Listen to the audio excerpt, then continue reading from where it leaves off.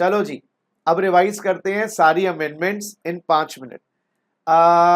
Actionable claims are treated as goods, but actionable claim 3 ही माने जाते थे as supply, lottery, gambling, betting. 3 और डाल दिए गए हैं, casinos, horse race, online money games.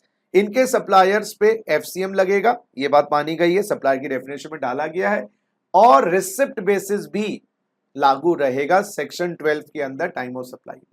Notification 66 2017 composition में तो एप्लीकेबल थी नहीं, इनके ऊपर भी एप्लीकेबल नहीं होगी। तो इनके लिए फिर वो नॉर्मल केस लगेगा कि अगर आपने लास्ट डेट तक इनवॉइस इशू कर दिया तो इनवॉइस की डेट और पेमेंट की डेट, और लास्ट डेट तक इनवॉइस इशू नहीं किया तो आपके लिए बेटा वो जो लास्ट डेट थी वो, और मेरे प्यारे बच्चों पेमेंट की date whichever is earlier. Restaurant में खाना खाओ और मजे लो, बेटा वो खाना ही माना जाएगा। Drinks and food will be treated as restaurant service unless bundled supply है, जिस केस में रेस्टोरेंट माना जाएगा।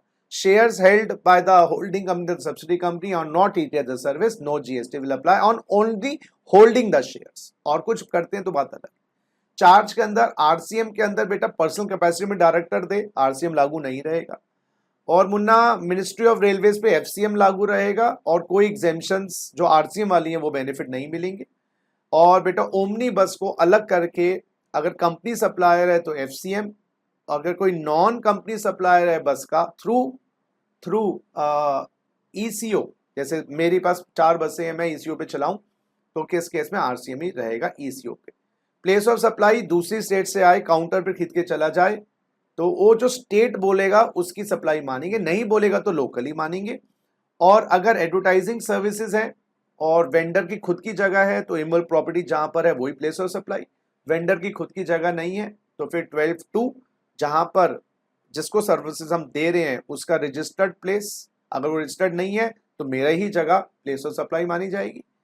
अच्छा बच्चे, उसके बाद exemptions, satellite launch services by 3 entities exempt, services provided to सरकारी अथॉरिटी को ये साफ सफाई और ये सब पब्लिक हेल्थ की सर्विसेज दें एग्जेम्प्ट।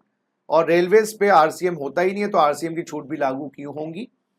उसके बाद बेटा ई इनवॉइसिंग की थ्रेशोल्ड लिमिट 10 करोड़ से 5 करोड़ कर दी गई है। दूसरी बात, गवर्नमेंट डिपार्टमेंट को भी अगर आप इशू करते हो और जो रजिस्टर्ड है सेक्शन 51 में तो ई इनवॉइसिंग लागू रहेगा।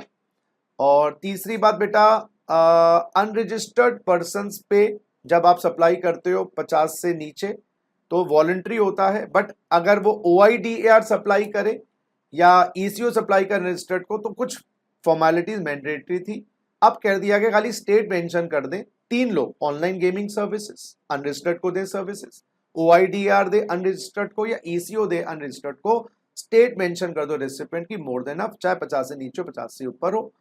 उसके बाद बेटा जीएसटी की पेमेंट करने के लिए 18% आपका लेट पेमेंट का ब्याज है। और उसके अंदर जो wrong credit availed and utilised है उसमें ये देखते हैं कि आपका जो यूटिलाइज्ड अमाउंट है वो आईटीसी के बैलेंस से, हाँ जी, ज्यादा तो नहीं है। अगर वो आईटीसी के बैलेंस से ज्यादा है तो डिफरेंस पे आपको दे। आईटीसी का बैलेंस क्या मतलब, अगर आपने आईजीएसटी का रॉन्ग क्रेडिट यूटिलाइज और अवेल किया है तो सबका बैलेंस देखा जाएगा, क्योंकि वो सब आईजीएसटी से यूज हो सकते हैं, जीएसटी सेस नहीं इंक्लूड करेंगे। रजिस्ट्रेशन में फिजिकल प्रेजेंस की आवश्यकता नहीं है एप्लीकेंट की, अगर फिजिकल वेरिफिकेशन होती है प्रीमिसेस की। और बेटा बैंक अकाउंट की डिटेल्स आप 45 दिन पहले टाइम लिमिट थी, अब 30 दिन में, या GSTR1 या IFF की जो डेट है विच एवर इज अर्लियर तक आप दे सकते हो। हाँ, अगर आपने बैंक अकाउंट दिया तो ऑटोमेटिक रिवोकेशन, अच्छा आपका सस्पेंड हो जाएगा, obviously system based suspension registration. Obviously अगर आप बैंक अकाउंट की डिटेल देते तो ऑटोमेटिकली रिवोक भी हो जाएगा, ये बात याद रखनी है। अच्छा, उसके बाद मेरे प्यारे बच्चों, पहले 30+30+30 था, एप्लीकेशन फाइल करनी पड़ती थी अगर आपको लग रहा है गलत तरीके से रिवोक किया गया है, अब कर दिया 90+180 डेज। उसके बाद बेटा, unregistered supplier of goods can supply goods through eco under section 52 जो कलेक्ट करती है टीसीएस, पहले अलाउड नहीं था, कुछ कंडीशंस पूरी करनी पड़ेंगी, जब तक 10 20 40 तक एंजॉय करो।